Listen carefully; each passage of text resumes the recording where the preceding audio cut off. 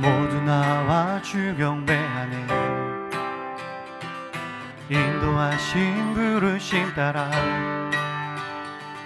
우리의 힘과 계획을 내려놓고 주님만 바라보네. 생명 되신 주 우리와 함께 허물과 죄 고백함으로 주님의 얼굴 전심으로 구할 때 주님 응답하시네. 이곳에서 주님을 예배하네. 여기까지 우리를 인도하셨네. 주의 크신 능력 우리 붙드셨네. 주님 앞에 나올 때 이곳에서 우리는 예배하네. 행하신 일 함께 노래하네. 우리를 돌이키시는 주의 계획 이곳에 세우셨네. 우리를 위해. 아멘. 우리 다시 고백합시다. 모두 나와 주 경배하니 주님이 그 인도하신 부르심 따라 우리의 힘과 계획을 내려놓고 주님만 바라보네. 생명 주신 주 허물과 죄 고백함으로 주님의 얼굴 전심으로 구할 때 주님 응답하시네. 이곳에서 주님을 예배하네. 여기까지 우리를 인도하셨네. 주의 크신 능력 우리 붙드셨네. 주님 앞에 나올 때 이곳에서 우리는 예배하네.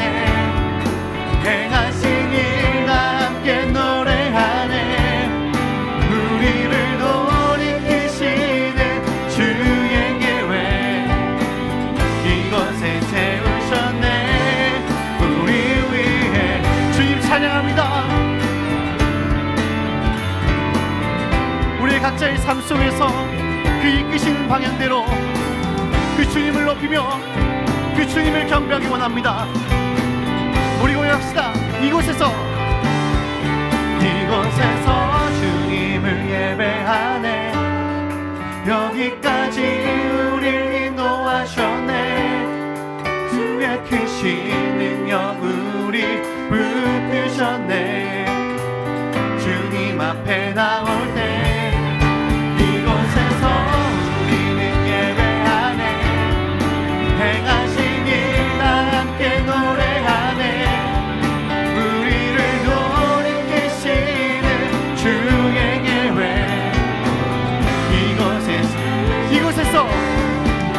이곳에서 주님을 예배하네. 여기까지 우리를 인도하셨네. 주의 크신 능력 우리 붙드셨네. 주님 앞에 나올 때 이곳에서 우리는 예배해요. 행하신 일 함께 노래하네. 우리를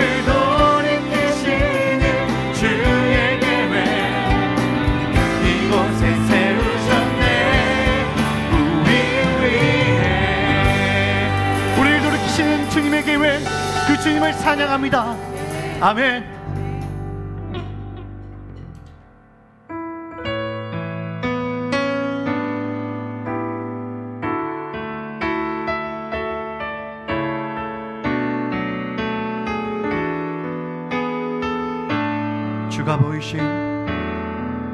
주가 보이신 생명의 길 난 주님과 함께 상한 마음을 들이며 주님 앞에 나가리. 나의 의로움이 되신 주 그 이름 예수 예수 나의 길이 되신 이름 우리 다시 한번 더 고백합시다. 주가 보이신 생명의 길, 주가 보이신 생명의 길 나 주님과 함께 상한 마음을 들이며 주님 앞에 나가리 나의 의로움이 되신 주 그 이름 예수 나의 길이 되신 이름 예수 나의 길 오직 그가 하시나니 나를 단련하신 후에 내가 정금같이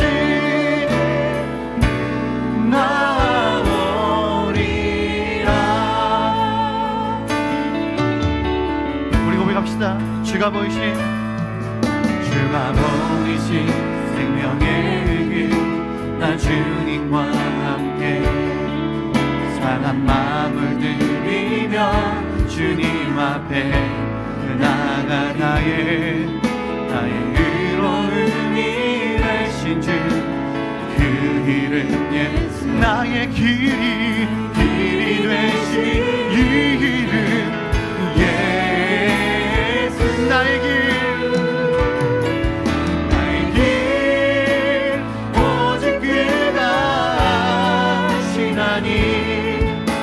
나를 발견하신 후에 내가 정금같이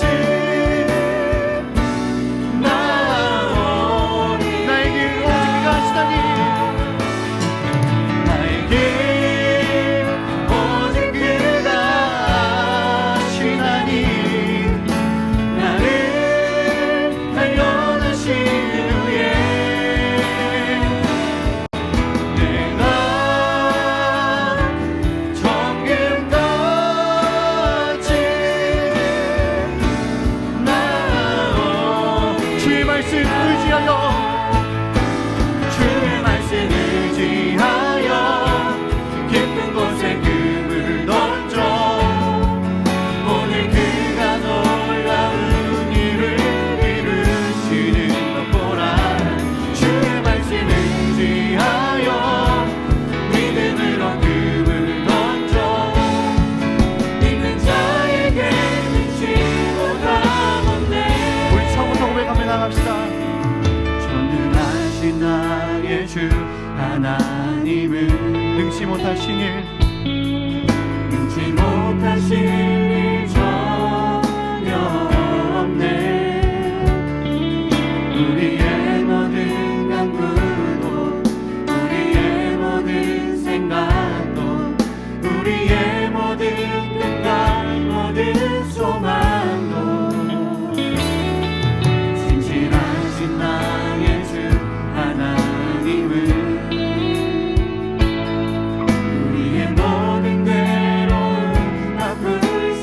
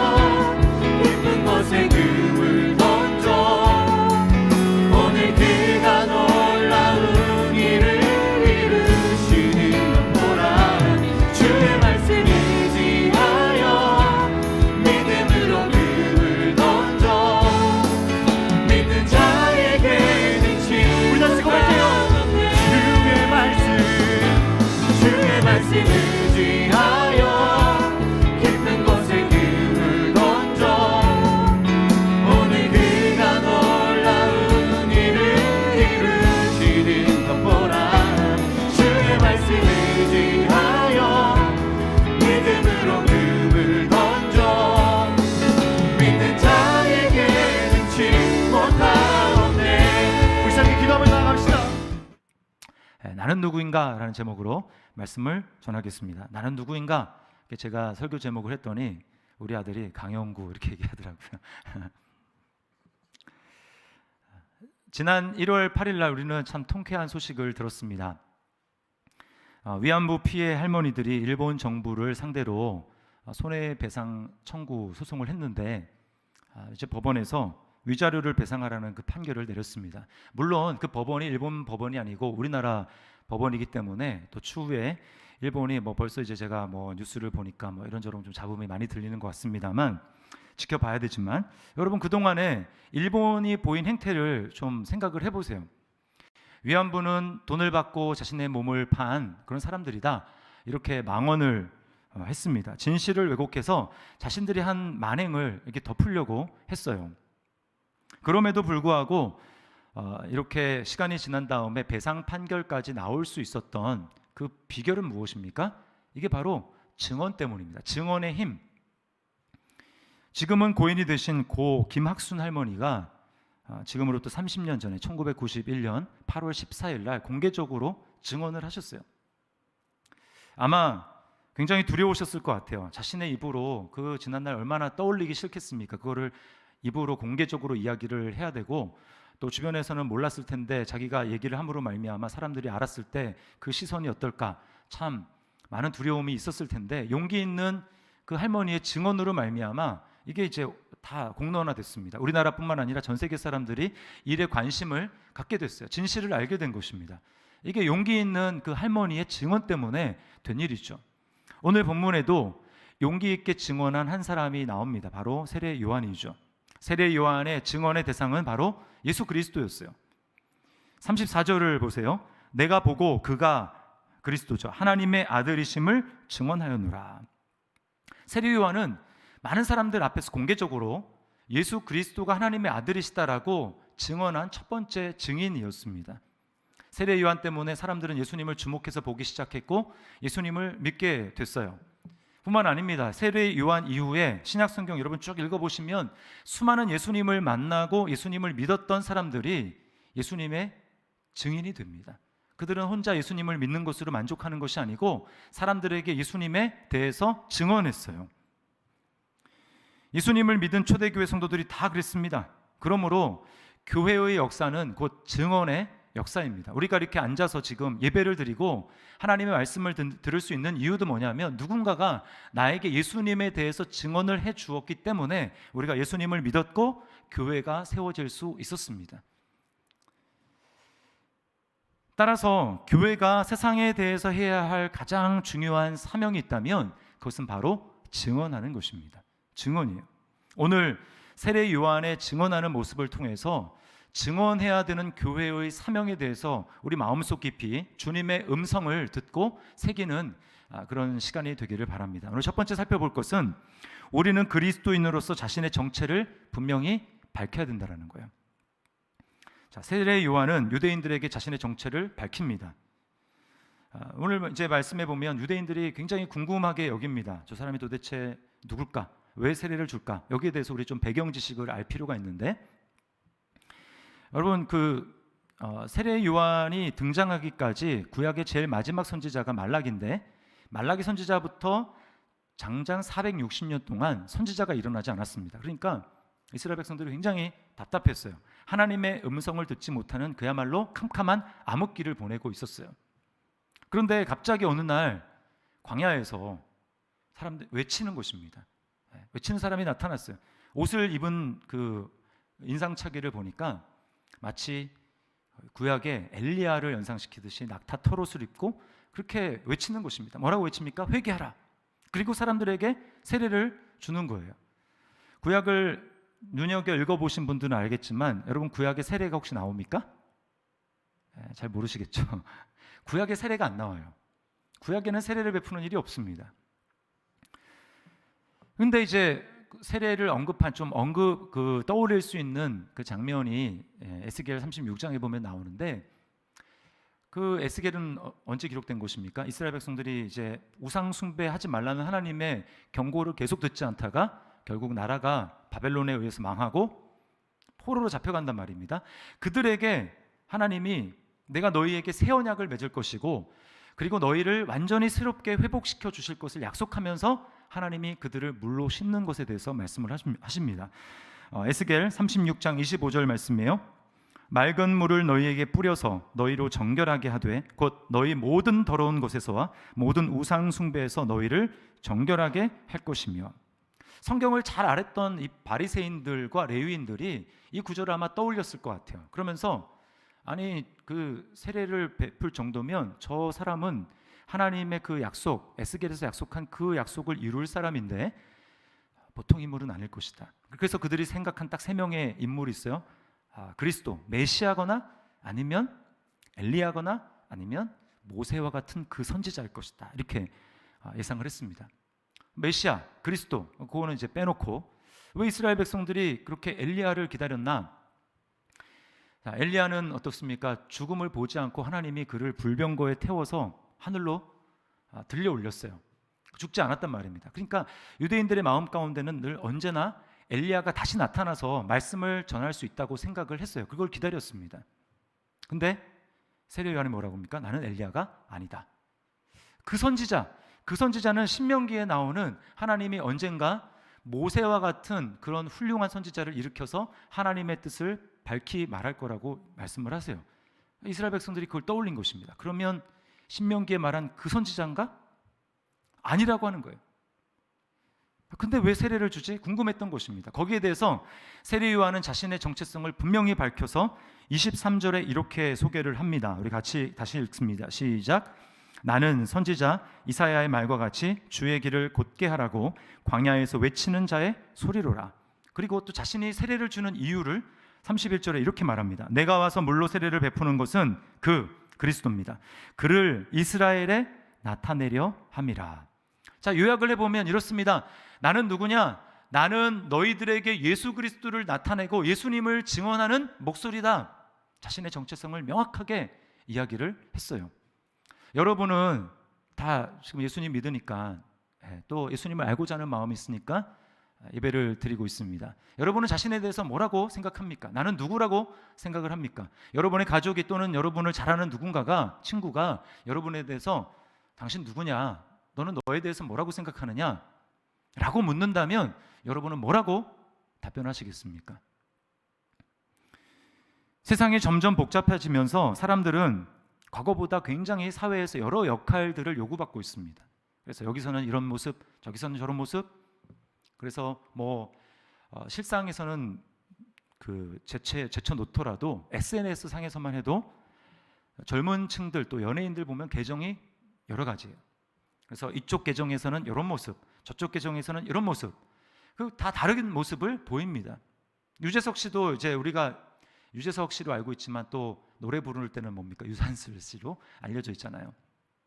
그러다 보니까 넌 누구냐라고 했을 때 도대체 어떤 게 내 진짜 모습인지 헷갈리는 것입니다. 그러나 여러분, 예수 믿는 저희들을 한번 생각을 해보십시오. 우리는 누구를 믿습니까? 어제나 오늘이나 영원토록 변치 않으시는 예수 그리스도 위에, 우리는 그 반석 위에 우리의 삶을 건축하는 사람들이기 때문에 여기서는 이런 모습, 저기서는 저런 모습, 그게 우리의 정체성이 아니라는 거예요. 우리의 정체성은 변함없습니다. 그러므로 세례 요한이 나는 예수님을 증언하는 사람이다, 예수님을 나타내는 목소리다 라고 얘기한 것처럼 우리 또한 나는 예수님을 증언하기 위해서 존재한다, 자신의 정체성을 그렇게 말할 수 있어야 합니다. 성도의 정체성에 대해서 성경은 크게 두 가지로 얘기해요. 내가 누군가, 하나님과의 관계가 어떠한가에 대해서 하나 얘기하고요, 그거는 보통 특권입니다. 특권. 또 세상에 대해서 너는 이런 존재다, 그것은 보통 책임과 사명을 이야기를 합니다.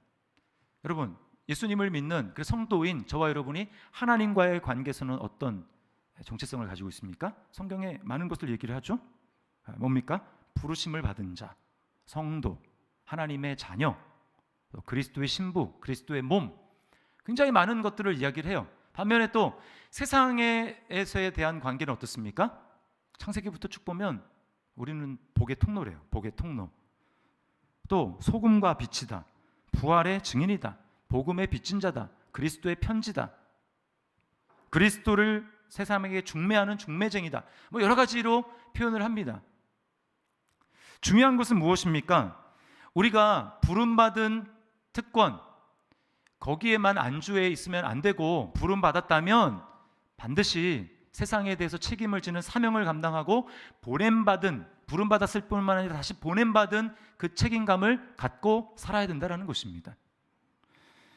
이 두 가지의 균형을 잘 보여주는 말씀이 베드로전서 2장 9절 말씀이에요. 우리 함께 읽어보겠습니다. 시작. 그러나 너희는 택하신 족속이요 왕 같은 제사장들이요 거룩한 나라요 그의 소유가 된 백성이니 이는 너희를 어두운 데서 불러내어 그의 기이한 빛에 들어가게 하신 이에 아름다운 덕을 선포하게 하려 하심이라. 우리는 어디에만 주목합니까? 나는 왕 같은 제사장이야, 그의 소유된 백성이야, 이것을 주장하죠. 그러나 성경은 뭐라고 얘기합니까? 너가 정말 그렇게 믿고 확신한다면 반드시 너를 부르신, 어두움에서 불러내신 그 하나님의 아름다운 빛을 세상에 전하는 사명도 해야 된다라고 이야기를 하는 것입니다. 세례 요한은 자신의 정체성을 숨기지 않고 분명히 드러내고 있습니다. 그래서 20절에 이렇게 얘기하죠. 요한이 드러내어 말하고 숨기지 아니하니, 드러내어 하는 말이 나는 그리스도가 아니라 한데, 여기 드러내어 말하다, 숨기지 아니한다라고 하는 말은 여러 사람들이 있는 사람들 앞에서 내가 공개적으로 시인한다라는 것입니다. 시인한다. 예수님은 여러 사람들이 있는 앞에서 예수님에 대해서 시인해야 된다고 그렇게 우리에게 분명히 엄중하게 말씀을 하셨어요. 마태복음 10장 32절 33절입니다. 누구든지 사람 앞에서 나를 시인하면 나도 하늘에 계신 내 아버지 앞에서 그를 시인할 것이요 누구든지 사람 앞에서 나를 부인하면 나도 하늘에 계신 내 아버지 앞에서 그를 부인하리라. 여러분, 이 말씀이 굉장히 엄중하게 들리지 않습니까? 그러니까 그리스도인으로서 나는 예수님을 증언하는 사람, 예수님의 증인이라고 얘기하는 이 정체성을 명확하게 하는 것은 매우 중요한 것입니다. 이것은 나중에 좀 생각해 봐야지 이럴 문제가 아니라는 거예요. 여러분 어떻습니까? 사람들 앞에서 내가 그리스도인임을 드러내고 있습니까? 예수님에 대해서 증언을 하고 있습니까? 찰스 스펄전 목사님이 이렇게 말을 했어요. 모든 그리스도인은 선교사가 아니면 그리스도인인 채 하는 사기꾼이다.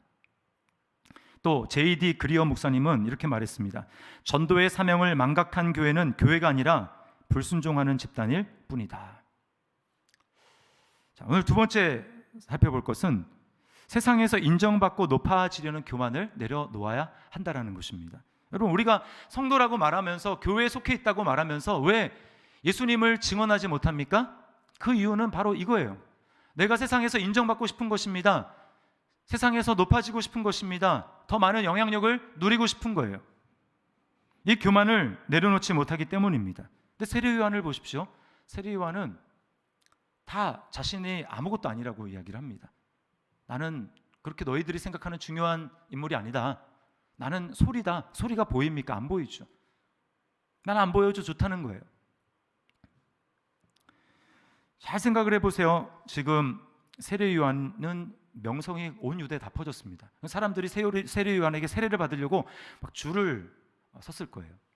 그리고 세례 요한 앞에 무릎을 꿇고 머리를 조아립니다.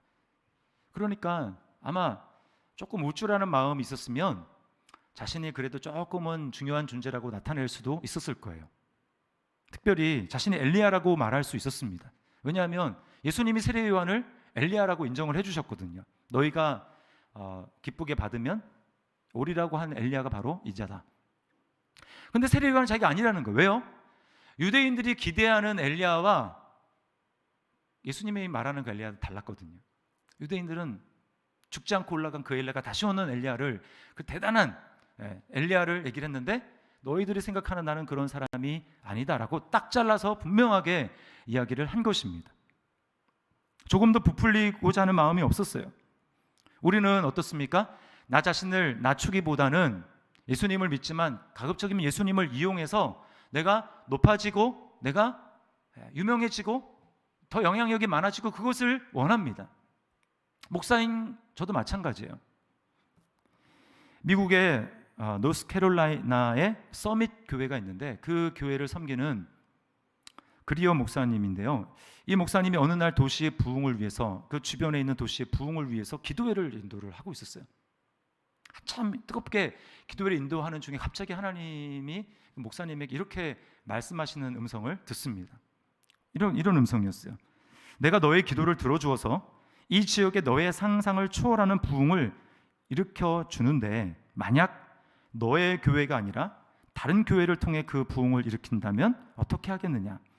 그래서 그 교회는 급속도로 성장하고 너의 교회는 정체된다고 하면 어떻게 하겠느냐? 왜 이런 질문을 하시는지 주님이, 목사님이 자신의 속내가 까발려지는 것 같았다고 이야기를 합니다. 그러면서 이렇게 고백을 했어요. 나는 그저 내 교회가 성공하고 내 나라가 커지고 내 이름이 유명해지는 것만을 원했다. 주의 나라가 임하시오며와 내 나라가 임하시오며가 뒤섞여 있었다. 정직한 고백이죠. 제가 만약에 그리어 목사님의 입장에서 주님의 음성이 나한테 그렇게 들렸다면 저는 솔직히 속이 좀 상할 것 같아요. 아니, 주님 부흥을 일으키시려면 우리 교회도 부흥하게 해줘야지 왜 우리는 정체하고 다른 교회만 통해 이렇게 부흥이 일어나야 됩니까? 그래서 제가 이 글을 읽으면서 이건 그냥 가정이잖아, 가정. 이랬으면 하나님은 그런 하나님이 아니지, 그런 하나님이 아닐 거야, 이렇게 제가 속으로 생각을 했어요. 그 이유는 제가 교만하다라는 사실을 이렇게 인정하고 싶지 않았기 때문에 그렇게 말을 한 것입니다. 근데 그러고 나서 갑자기 며칠 전에 제 아내와 말다툼 한 게 생각이 났어요. 제가 이제 기분 좋게 차를 운전해 가고 있었는데 옆자리에 탄 그분이 저기 앉아 계시는데 갑자기 이런 얘기를 하는 것입니다. 당신의 설교는 좀 감동이 별로 없는 것 같아. 어떻게 보면 설교라기보다는 좀 강의를 듣고 있는 듯한 기분이 들어. 이런 얘기를 하는 것입니다. 여러분, 제가 예수님이라면 거기에 어떤 식으로 대답을 했을까요? 아, 그래? 그럼 어떻게 하면 내가 좀 감동적인 강의가 아니라 설교처럼 그렇게 할 수 있을까? 이렇게 해야 되겠죠. 그 순간에는 전혀 저에게 그런 생각이 전혀 나지 않았어요. 전혀 나지 않고 저 속에서 뜨거운 것이 올라왔습니다. 그 뜨거운 것은 성령의 불이 아니에요.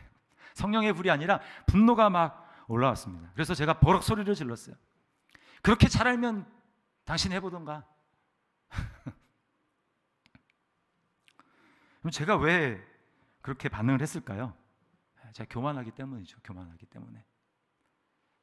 여러분, 교만한 사람은 자기를 비판하는 것을 받아들이지 못합니다.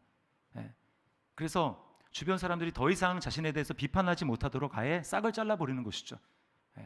그래서 그걸 잘 받아들이지 않습니다. 그래서 발전이 없는 거예요. 교만한 사람은. 여러분은 어떻게 생각합니까? 제 이야기를 들으면서 목사님, 그래도 제가 목사님보다 조금은 나은 것 같은데, 이런 생각을 하실지 모르겠어요. 만약에 여러분이 그렇게 생각한다면 미안하지만 여러분도 지금 교만의 덫에 걸려있다는 사실을 아셔야 합니다. C.S. 루이스는 자신이 교만한지 그렇지 않은지에 대해서 이렇게 시험해 볼 수 있다고 말해서 잘 들어보세요. 자신이 신앙생활을 한다는 사실 때문에 스스로 선한 사람으로 느껴질 때는, 특히 자신이 다른 사람보다 낮게 느껴질 때는 확실히 하나님이 아니라 악마를 따르고 있다고 보면 됩니다. 우리가 하나님 앞에 있다는 것을 알아볼 수 있는 진짜 시금석은 내가 나 자신에 대해서 완전히 잊고 있느냐, 또는 나 자신을 하찮고 더러운 존재로 여기느냐라는 것입니다. 그리고 이 두 가지 중에서 더 겸손에 가까운 사람은 자신을 하찮은 존재로 여길 뿐만 아니라 더 나아가서 자신에 대해서 아예 잊어버리는 거예요. 여러분은 자신이 교만한다는 사실을 자각하고 있습니까? 주변 사람들이 보기에는 저 사람 굉장히 좀 거들먹거리고 교만한 것 같아. 그런데 스스로는 하나님 앞에 나는 굉장히 겸손하고 주님을 잘 믿고 있다고 생각한다면, C.S. 루이스는 그런 사람에 대해서 뭐라고 하냐면, 그는 상상 속의 하나님을 믿고 있을 뿐이다, 이렇게 이야기를 합니다. 진짜 하나님이 아니라는 거예요.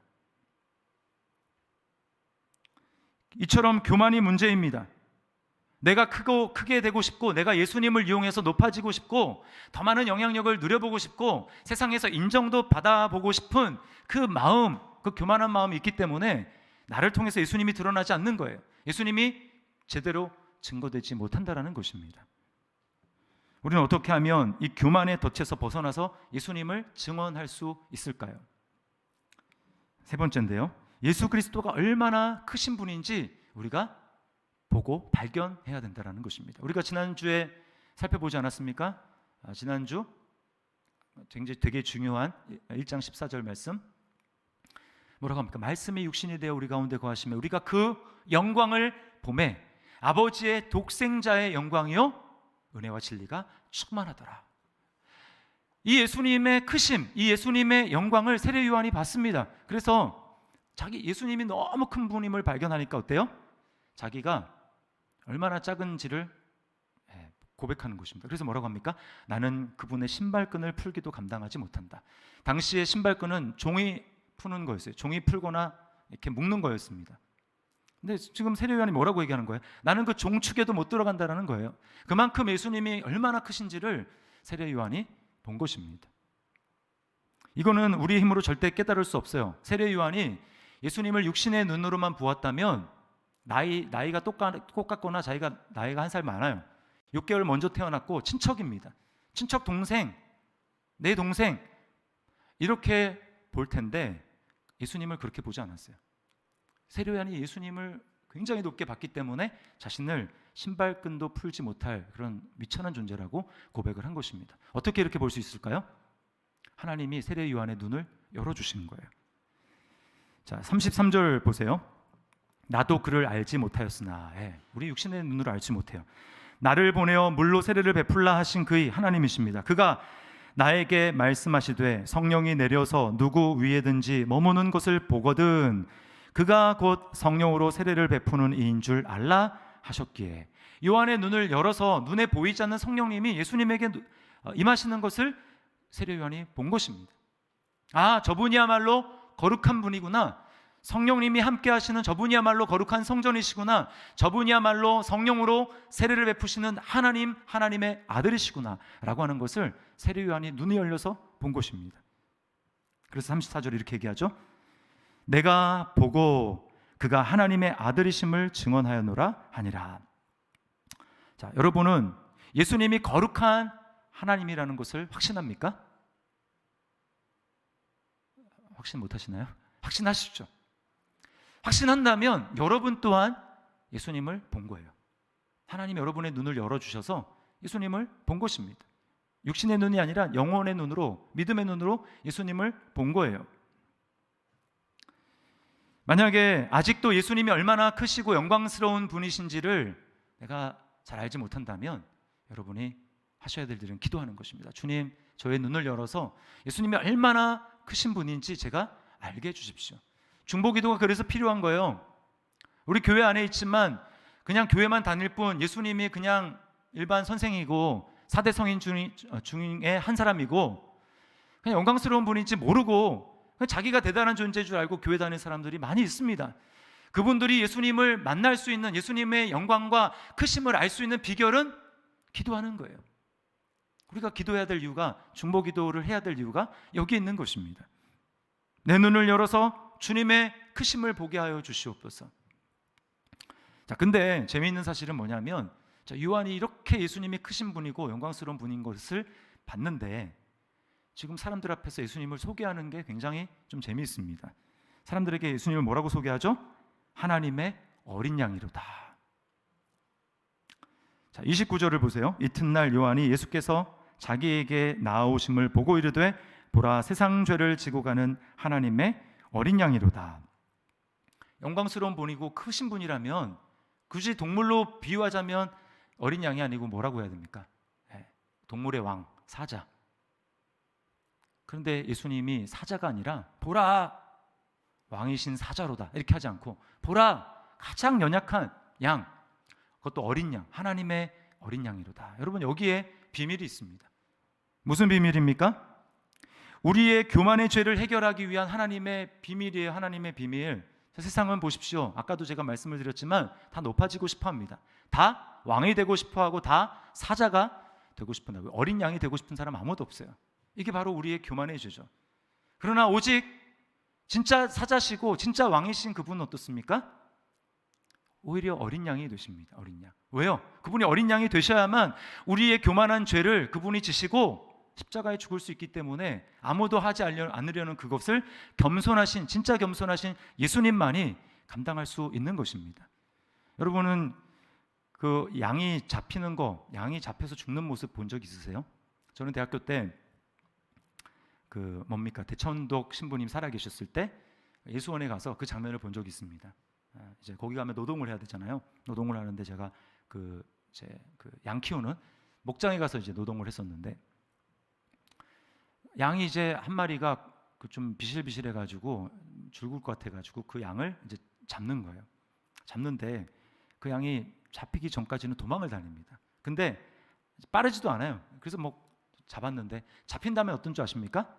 잡힌 다음에 그냥 축 늘어집니다. 버둥버둥 거리거나 막 소리를 꽥 지른다든지 이런 일 전혀 없어요. 그냥 완전히 그냥 나를 마음대로 하십시오, 이렇게 축 늘어진 주인에게 그냥 다 완전히 맡기는 거예요. 여러분, 예수 그리스도만이 어린 양이 되셔서 하나님의 뜻에 전폭적으로 자신을 맡기시고 교만한 사자가 되고 싶고 높아지고 싶은 우리의 교만의 죄를 예수 그리스도가 어린 양 되셔서 짊어지시고 십자가에 순순히 자신의 목숨을 내어 드릴 수 있는 것입니다. 그래서 이사야 53장에 예수님의 모습을 이렇게 표현합니다. 이사야 53장 7절이에요. 그가 곤욕을 당하여 괴로울 때에도 그의 입을 열지 아니하였으며 마치 도수장으로 끌려가는 어린 양과 털 깎는 자 앞에서 잠잠한 양같이 그의 입을 열지 아니하였도다. 어린 양이신 그리스도께서 낮아지셔서 우리를 위해서 순순히 제물이 되어주셨기 때문에 높아지고 싶어하는 우리가 죄 가운데서 구원받을 수 있었던 것입니다. 이것이 바로 하나님의 비밀이에요. 역설적으로 여러분, 성경에 이 어린 양, 예수님을 어린 양으로 표현한 게 신약에 37번 나옵니다. 근데 그 중에서 어린 양이라고 예수님을 표현한 게 가장 많이, 그 중에 이제 6번 빼고 31번 나오는 책이 있는데 혹시 뭔 줄 아세요? 요한계시록입니다. 요한계시록. 요한이 썼던 요한계시록. 31번이나 예수님을 그 5장에 등장하죠. 예수님이 첫 등장하는 게 5장입니다. 하늘로 올라갔어요. 세례 요한이, 요한이 보좌의, 영광스러운 보좌의 옆에 있는 어린 양을 봅니다. 그런데 놀라운 사실은 자신의 교만한 죄가 예수 그리스도, 어린 양 되신 예수 그리스도 때문에 씻김 받았고 구원받았다라는 사실을 눈을 열어서 아는 사람은 그 어린 양 되신 예수님을 업신여기지 않는다라는 거예요. 그 어린 양이 얼마나 놀라운 분이고 어린 양이 얼마나 크신 분이고 영광으로 가득 찬 분이신지를 알고 그분을 예배한다라는 것입니다. 그래서 요한 그 계시록에 보면은 어린 양을 찬양하는 노래가 굉장히 많이 나와요. 저와 여러분도 알고 있는 찬양이 있습니다. 수만만 천사들과 그리고 24장로들, 거기에 구원받은 수많은 셀 수 없는 성도들이 모여서 찬양합니다. 이 찬양 아시죠? 구원하심이 보좌에 앉으신 우리 하나님과 어린 양께 있도다. 여러분은 남들은 별것 아니라고 생각하는 그 예수 그리스도, 어린 양이신 예수 그리스도 안에서 하나님의 놀라운 영광과 그분이 얼마나 크신 분인지 여러분은 확신하고 보셨습니까? 그렇다면 우리 또한 요한처럼 예수님에 대해서 증언해야 됩니다. 여러분, 고재봉이라는 이름을 들어보셨을 거예요. 1963년에 도끼로 군인 가족, 일가족 6명을 몰살한 살인마입니다. 이 사람을 전도한 분이 안재선 씨라는 분인데요.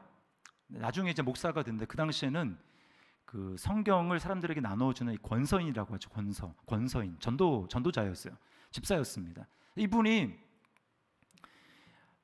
그 신문을 통해서 이 기사를 보게 됩니다. 근데 이상한 것은 보통은 그 기사를 보면 어떻습니까? 이런 나쁜 놈, 살인자, 이런 사람 죽어도 싸, 이렇게 이야기를 할 텐데 이상한 마음 가운데 이 사람을 위해서 기도해야 되겠다라는 생각이 들었어요. 그래서 매 새벽마다 이 고재봉 씨의 구원을 위해서 기도합니다. 그리고 기도를 하면 할수록 마치 이 고재봉 씨를 구원하는 게 자신의 일대의 사명인 것처럼 그렇게 느껴지는 거예요. 그래서 하나님 앞에 기도합니다. 하나님, 저는 두렵지만 이 고재봉 씨를 전도할 수 있는 용기를 저에게 주십시오. 담대함을 주십시오. 주님의 마음을 주십시오. 그렇게 매일 새벽 기도하고는 이제 길이 열려서 교도소로 방문해서 고재봉 씨를 만나서 매일같이 대화를 나누고 이렇게 복음을 전합니다. 마침내 이 고재봉 씨가 예수님을 믿게 됐어요. 그리고 살인을 저지르고 교도소에 수감된부터 이제 사형 당일날까지 그게 불과 한 6개월 정도밖에 안 됩니다. 근데 그 수감한 인원이 2,000명인데 그 중에 1,800명을 고재봉 씨가 전도했어요. 여러분 놀랍지 않습니까? 근데 이 고재봉 씨가 예수님을 믿은 지 얼마 안 됐을 때 어느 날 고재봉 씨가 수감된 방에서 큰 소리가 들립니다. 우는 소리였어요. 그것은 바로 고재봉 씨의 소리였습니다. 이렇게 말을 했어요. 어렸을 적 우리 동네에도 교회가 있었는데 그 교회가 나에게 예수를 알려주지 않았기 때문에 사람을 죽이게 된 것 아니냐. 교회가 그러면서 말을 잇지 못하고 온 거예요. 지금 고재봉 씨는 이미 고인이 됐습니다. 그런데 여러분, 이 고재봉 씨의 이 말이 우리 가슴을 울리는 책망으로 들리지 않습니까? 그때 교회가 있었는데 왜 그 교회는 나에게 복음을 전해주지 않았을까? 왜 예수에 대해서 증언하지 않았을까? 혹시 여러분 우리 주변에도 이런 사람이 있을 수 있지 않습니까? 저 집은 분명히 교패가 붙은 집인데 성경 끼고 뭐 교회 간다고 하는데 한 번도 예수님에 대해서 나에게 증언해 준 적이 없다. 그래서 나중에 만약에 그 영혼이 지옥에 간다면 여러분 뭐라고 말하겠습니까? 왜 나에게 교회면서도 성도면서도 예수님을 증언해 주지 않았느냐고 그렇게 말하지 않을까? 원망을 우리가 듣지 않을까요? 여러분, 오늘날 교회는 세상으로부터 손가락질을 받고 있습니다. 저는 그 이유가, 가장 주된 이유가 교회가 자신의 정체성을 잊어버렸기 때문이라고 생각을 해요. 여러분은 자신에 대해서 뭐라고 생각합니까? 자신을 누구라고 생각을 합니까? 그냥 교회 다니고 내가 구원받았다고 하니까 나는 어차피 천국 갈 거니까 이 세상에서 적당하게 복 받고 누리면서 살아가면 되지. 여러분 혹시 이렇게 생각하고 있습니까? 정체성을 잘못 아는 것입니다. 오늘 주님께서는 우리에게 말씀합니다. 너가 정말 어린 양이신 예수 그리스도를 통해서 너의 교만한 죄가 용서받고 구원받고 그분이 얼마나 크신 하나님이라는 것을, 그 영광을 보았다면, 그분이 크심을 보았다면 나에 대해서 증언하라고 주님은 우리에게 말씀하는 것입니다. 여러분, 교회는 완전하지 않습니다. 잘못이 있습니다. 그럼에도 불구하고 교회만이 세상에게 예수님을 전해줄 수 있습니다. 세상 어느 곳에서 어느 단체가 누가 교회가 아닌데 예수님에 대해서 증언할 수 있겠습니까? 오직 교회만이 예수님에 대해서 말해줄 수 있습니다. 그러므로 우리는 입을 열어서 예수님을 전해야 합니다. 증언해야 합니다. 주님 오시는 그날까지 우리 정체성을 분명히 알고 세상을 향해서 예수님에 대해서 이야기한 우리 세례 요한처럼 예수님을 증언하는 저와 여러분들 될 수 있기를 주님의 이름으로 축원합니다. 우리 말씀을 기억하면서 우리 찬양 하나님 앞에 드리겠습니다. 우리 갈릴리 마을 그 숲속에서 주님 그 11제자 다시 만나시사. 이 11제자가 다른 사람 아닙니다. 바로 우리입니다. 우리 예수님 믿는 우리가 제자예요. 마지막 그들에게 말씀하시기를 너희들은 가라 저 세상으로. 우리 주님의 말씀을 기억하면서 우리 찬양 하나님 앞에 우리의 고백으로 드리겠습니다.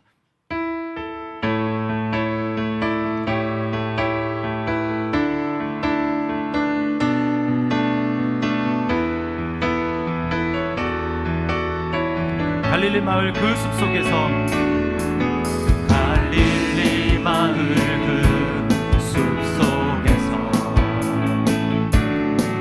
주님 그 11제자 다시 만나시사 마지막 그들에게 말씀하시기를 너희들은 가라 저 세상으로 가서 제자 삼으라 세상 모든 사람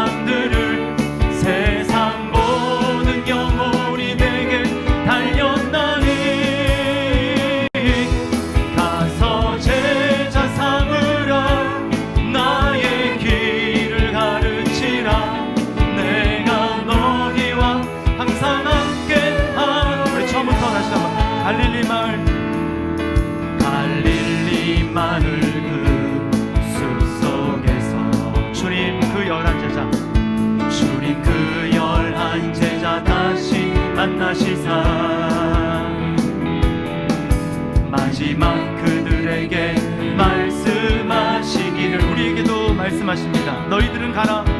너희들은 가라 저 세상으로 아멘. 가서 제자 삼으라. 가서 제자 삼으라 세상 모든 사람들을 세상 모든 영혼이 내게 달렸나니 가서 제자 삼으라 나의 길을 가르치라 내가 너희와 항상 함께하라 가서 제자 삼으라. 가서 제자 삼으라 세상 모든 사람들을 세상 모든 영혼이 내게 달렸나니 가서 제자 삼으라 나의 길을 가르 내가 너희와 항상 내가 너희와 항상 함께하리라 구원하심이 보좌에 앉으신 우리 하나님 어린 양께 있도다 구원하심이 보좌에 앉으신 우리 하나님과 어린 주님이 구원하실 것입니다. 구원하심이 보좌에 앉으신 구원하심이 보좌에 앉으신 우리 하나님과 어린 양께 있도다 구원하심이 보좌에 앉으신 우리 하나님과 어린 양께 있도다 우리 시간의 말씀을 기억하면서 우리 하나님 앞에 기도하겠습니다.